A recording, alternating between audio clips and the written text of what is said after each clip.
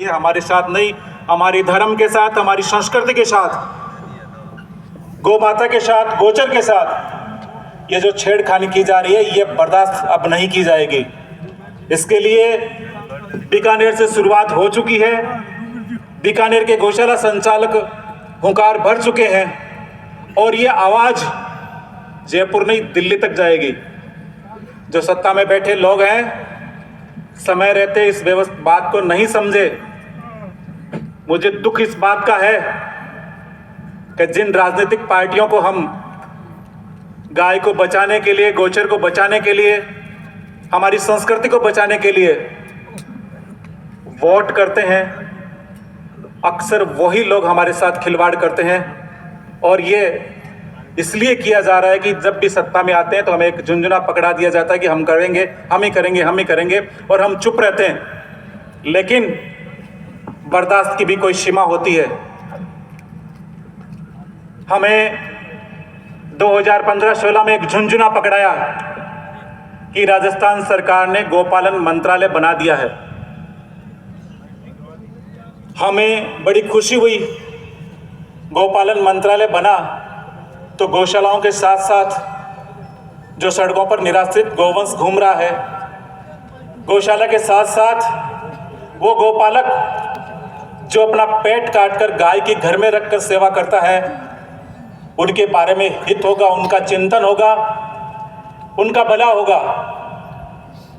लेकिन इस सरकार ने जो भी पिछले 10 साल में सरकारें रही है, उस सरकारों ने इस विषय पर कभी भी ध्यान नहीं दिया। गौपालन मंत्रालय केवल नाम का मंत्रालय है और हम बड़ी खुशी से ये पीठ थपथपाते हैं कि हमने गौपालन मंत्रालय बना दिया। पूरे राजस्थान में एक डायरेक्टरेट है जो गौपालन मंत्रालय में बैठता है, जो आरएस है। बाकी जितने भी 14-15 लोग, 20-25 लोगों का जो डायरेक्टरेट में पद स्थापित है, वो लगभग सारे पशुपालन विभाग से डेप्यूट किए हुए हैं। राजस्थान सरकार हमें अनुदान देती है, केवल गौशालाओं को अनुदान देती है। और ये डायरेक्टेड गौपालन जो है, ये डायरेक्टेड गौपालन मंत्रालय केवल राजस्थान की गौशालाओं का अनुदान देने के लिए ही बना गया है। क्या संपूर्ण गौवंश का हित होगा इससे?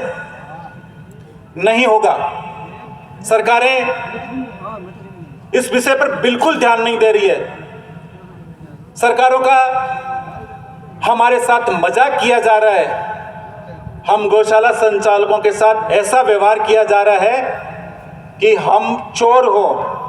सरकार में बैठे एक मंत्री, एक अधिकारी जो भी आते हैं, एक गौशालाओं को एक नाम देते हैं कि ये गौशाला नहीं, अनुदानशालाएं हैं।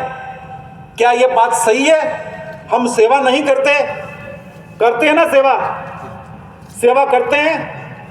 जो भी पश्चिमी राजस्थान का नहीं, पूरे राजस्थान के अंदर लगभग जितने भी गौशाला संचालक हैं, वो जब भी गौशाला में जाते हैं पानी की बोतल अपने साथ लेकर जाते हैं और खुद अपने पैसों से खर्च करके और गौ माता की सेवा करते हैं। और दान का पैसा का, सरकारी पैसे की तो दूर की बात है, हम जो दानदाताओं से पैसा मिलता है उसका भी दुरुपयोग नहीं करते हैं। किसी अपवाद को, एक आध को छोड़कर पूरी गौशालाओं का इसके लिए आंकलन नहीं किया जाना चाहिए।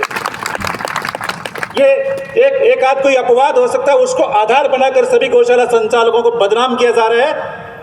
ऐसा नहीं होगा। सरकारों में दम है तो एक भी गौशाला एक जिले के अंदर संचालन करके दिखा दे, अपने सुचारू रूप से संचालन करके दिखा दे। हमने देखा है राजस्थान की नगर परिषद के द्वारा, जो जयपुर नगर निगम के द्वारा संचालित गौशाला थी, उस गौशाला में गौ माताओं के जब सरकार के पास संचालन था तो क्या हाल थे, और कितना रुपए खर्च होता था और कितना भ्रष्टाचार होता था।